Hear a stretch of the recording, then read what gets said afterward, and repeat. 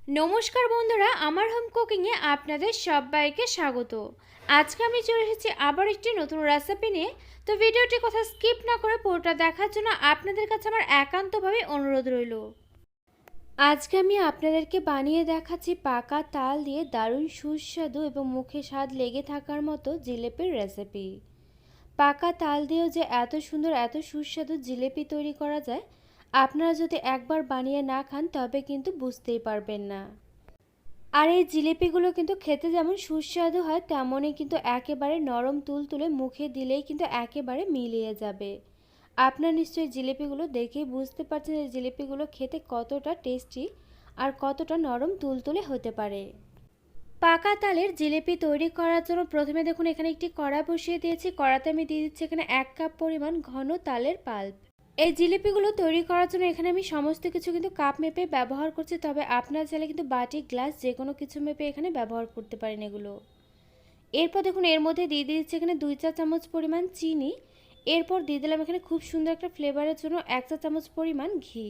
চিনি আর ঘিটাকে দিয়ে এখন এই তালের পাল্পটা আমি 2 থেকে 3 মিনিট মতো জাল করে নিচ্ছি। আর এখানে যেহেতু তালের পাল্পটা একটু ঘন ছিল, যার জন্য কিন্তু অতিরিক্ত সময় ধরে দেখুন আমার জাল করে নেওয়ার কোনো প্রয়োজন হয়নি। এখানে দেখুন তালের পাল্পটা কিন্তু খুব ভালোভাবে শুকিয়ে এসেছে। এরপর আমি এই কাপ মেপে দেখুন দিয়ে দিচ্ছি এখানে 2 কাপ পরিমাণ ঘন দুধ। দুধটাকে আমি আগে জাল করে রেখেছিলাম, সেই দুধটাকে কিন্তু এর মধ্যে দিয়ে দিলাম। দুধটাকে দিয়ে দেওয়ার পর এখন এই তালের পাল্পের সঙ্গে দুধটাকে আমি আবারও এভাবে নেড়েচেড়ে নিয়ে জাল করে নিচ্ছি 3 থেকে 4 মিনিট মতো।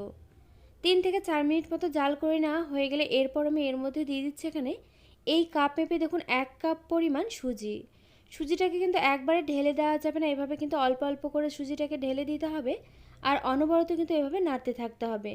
আর অবশ্যই করে কিন্তু সুজিটাকে যখন আমরা এইভাবে তৈরি করব তখন কিন্তু উনুনআঁচটা লো ফ্লেমেতেই রাখতে হবে। তো এখানে দেখুন সুজির ডোটা কিন্তু আমার একেবারে তৈরি হয়ে গেছে, আপনারা নিশ্চয়ই দেখেই বুঝতে পারছেন। একেবারে কিন্তু দেখুন দলা পাকিয়ে এসছে। এখন এটাকে নামিয়ে নিয়ে আমি কিছুটা পরিমাণ করে একটু ঠান্ডা করে নেব। ওখানে সুজির ডোটা ঠান্ডা হতে থাক, ততক্ষণে দেখুন এখানে আমি একটি চিনির শিরা তৈরি করে নিচ্ছি। প্রথমে আমি এর মধ্যে দিয়ে দিলাম এখানে 1.5 কাপ পরিমাণ জল। 1.5 কাপ পরিমাণ জলের জন্য দিয়ে দিচ্ছি এখানে আমি 1.5 কাপ পরিমাণ চিনি। আর যতটা পরিমাণ জল আপনারা ব্যবহার করবেন ঠিক ততটা পরিমাণ চিনি কিন্তু এখানে ব্যবহার করতে হবে। এরপর আমি খুব সুন্দর একটা ফ্লেভারের জন্য দিয়ে দিলাম এখানে কয়েকটি এলাচ একটু থেতো করে নিয়ে। এখন এই চিনির শিরাটাকে আমি বেশি না 2 থেকে 3 মিনিট মতো একটু ফুটিয়ে নেব। অতিরিক্ত সময় ধরে কিন্তু ফুটিয়ে নেওয়ার কোনো প্রয়োজন নেই, 2 থেকে 3 মিনিট কিন্তু এভাবে ফুটিয়ে নিলে হয়ে যাবে। চিনির শিরাটা আমার এখানে দেখুন একেবারে তৈরি হয়ে গিয়েছে। আর এখানে কিন্তু সুজির ডোটা অনেকটাই ঠান্ডা হয়ে গেছে, তবে একেবারে কিন্তু পুরোপুরিভাবে ঠান্ডা করে নেওয়া যাবে না। হালকা গরম অবস্থাতেই দেখুন এটাকে আমি খুব ভালোভাবে হাত দিয়ে একটু এভাবে মেখে নিচ্ছি। আর এই সুজির ডোটা কিন্তু অবশ্যই করে হাত দিয়ে একটু এভাবে খুব ভালোভাবে মেখে নিতে হবে, তবে দেখবেন এই সুজির ডোটা কিন্তু একেবারে সফট হয়ে যাবে। তো এখানে আমার খুব ভালোভাবে দেখুন মেখে নেওয়া হয়ে গিয়েছে। এরপর দেখুন এখানে আমি হাতের মধ্যে একটুখানি ঘি মেখে নিলাম, যাতে করে এখানে জিলিপিগুলো খুব ভালোভাবে তৈরি করে নিতে পারি। আর এই জিলিপিগুলো কিন্তু তৈরি করে নেওয়া একেবারেই সহজ, তবু দেখুন আমি আপনাদেরকে একটু দেখিয়ে দিচ্ছি ঠিক কীভাবে আমি জিলিপিগুলোকে তৈরি করছি। প্রথমে এই দইয়ের থেকে আমি কিছুটা পরিমাণ লেচি কেটে নিলাম। এরপর দেখুন এই লেচিটাকে আমি খুব ভালোভাবে একটু লম্বা করে এভাবে শেপ দিয়ে নিচ্ছি। এভাবে লম্বা করে শেপ দিয়ে নেওয়া হয়ে গেলে দেখুন এভাবে একটু ঠিক এভাবে গোল করে নিয়ে এটাকে মুড়িয়ে দিলে কিন্তু জিলিপিগুলো খুব সহজেই তৈরি হয়ে যাবে।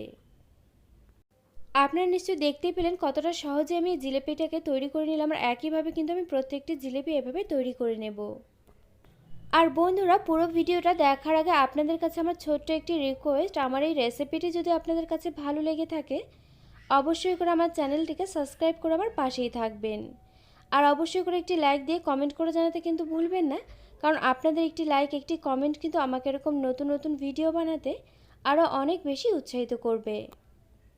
আর বন্ধুরা, এই জিলিপিগুলো কিন্তু তৈরি করার সময় যে লম্বা শেপটা আমি হাতে তৈরি করে নিচ্ছি, তবে আপনার যদি মনে হয় যে হাতে করতে একটু অসুবিধে হচ্ছে, যেহেতু এটা অনেকটাই লম্বা হয়, সেক্ষেত্রে কিন্তু আপনারা চাইলে রুটি বেলার যে চাকিটা রয়েছে তার মধ্যে কিন্তু এগুলোকে তৈরি করে নিতে পারেন।